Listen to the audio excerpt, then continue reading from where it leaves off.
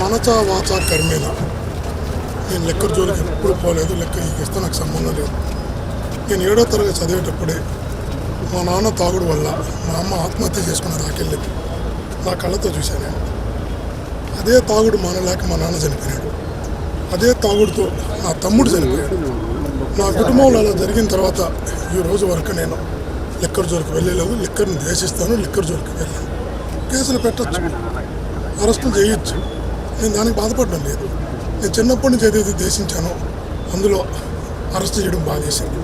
ఇంకోటి కూడా చెప్తున్నా ఈరోజు పత్రికల్లో కూడా ఏదంటే అది రాస్తున్నారు. విచక్షణ వివేకం లేకుండా అసత్యాలు రాస్తున్నారు, దుర్మార్గంగా రాస్తున్నారు. ఒక్కసారి మనసాక్షిని అడగమని చెప్పండి.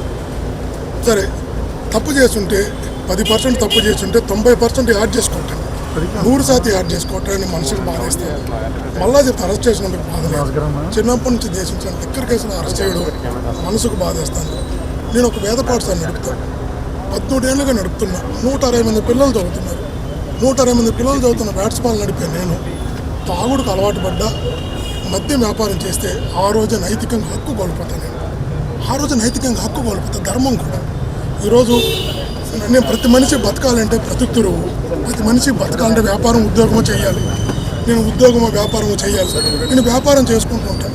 ఈ వ్యాపారాన్ని లిక్కర్తో సంబంధం ఉండి మీకు చెప్పొస్తున్నా, లిక్కర్తో సంబంధం ఉండి ఒక ఆస్తి కొని ఉన్నా, ఒక దాంట్లో పెట్టుబడి పెట్టున్నా మీరు అటాచ్మెంట్ కాదు స్వాధీనం చేసుకోండి, నాకు అభ్యంతరం లేదు.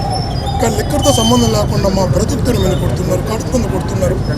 సంబంధం లేని లిక్కర్తో సంబంధం నా బతుకుతురు మీద కొడుతున్నారు. ఇది మనసుకు బాధేస్తుంది. కానీ దేవుడు ఉన్నాడు. అల్టిమేట్గా గాడ్ ఈజ్ గ్రేట్. అల్టిమేట్గా నేచర్ ఈజ్ సుప్రీం. నేను నమ్ముతాను, నేను మనస్ఫూర్తిగా నమ్ముతాను. నేను ఈరోజు ఏ తప్పు చేయకుండా ఈరోజు శిక్ష అనుభవిస్తున్నాను. దేవుడు ఉన్నాడు, న్యాయం ఉంది.